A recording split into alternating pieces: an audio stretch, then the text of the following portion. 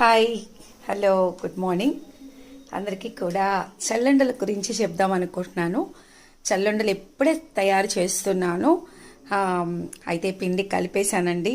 Sorry, అంతకుముందు కూడా చక్రాలు కూడా కలిపేశాను కాబట్టి ఇప్పుడు మీకు ఇంకొక విషయం చెప్తున్నాను. వేగిపోయినాయి అన్నీ కూడా గిన్నెలో వేసాము. చక్కగా బంగారు కలర్లో అద్భుతంగా ఉన్న చల్లండలు నోరు ఊరిపోతున్నాయి. ఇంత మంచి చల్లండలని చక్కగా వర్షం పడుతున్నప్పుడు నాకు వేడివేడిగా ఇవాళ చక్కగా పెద్ద వర్షం పడింది. వేడివేడిగా ఏదైనా తిందామా అని టిఫిన్లన్నీ వెతుకుతే ఏమీ కనపడలేదు. సరే, ఓకే, చల్లండలు చేద్దాము, ఇది చూసి మా పిల్లలందరూ కూడా చేసుకుంటారు అని చెప్పి ఈ చల్లండల్ని చేశాను.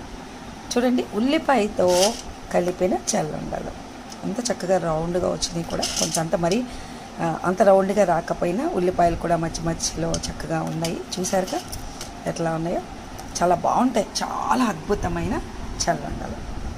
ఓకే, ఇది కొంచెం వేపు ఎక్కువ వచ్చిందండి, ఎరుపు కలర్లో. ఇవైతే బంగారు కలర్లో ఉన్నాయి. మీతో మాట్లాడుతూ నేను వేపుడు చూపించేప్పటికల్లా ఇలా అయినాయి. ఓకే, అర్థమైంది కదా. మరొకసారి చెప్తున్నాను, వినండి. బియ్యపిండి మన ఇంట్లోనే ఉంటుంది, మజ్జిగ మన ఇంట్లోనే ఉంటుంది, పెరుగు అంటే ఉప్పు, కారం, పెద్దుల్లిపాయ, అంతే. బియ్యపిండి పోసేసి ఒక గిన్నెలో బియ్యపిండి, ఉల్లిపాయలు, ఉప్పు, కారం, మజ్జిగ వేసేసి చక్కగా కలిపేసేసి ఒక పెద్ద ముద్ద చేసినాక ఈ చల్లండల్ని చక్కగా ఇలా రౌండ్గా చేసుకుంటూ ఇట్లా ప్లేట్లో పడేసుకుంటాము. అట్లా చాలా అయినాక అవి తీసుకెళ్ళి పాండీలో వేయించేస్తాం. వేయించినాక వేగినవన్నీ కూడా ఇవే అన్నమాట. ఇలా చల్లండలు రెడీ. అద్భుతమైన చల్లండలు మన పిల్లలందరికీ కూడా మనము తినచ్చు, పిల్లలకి పెట్టచ్చు.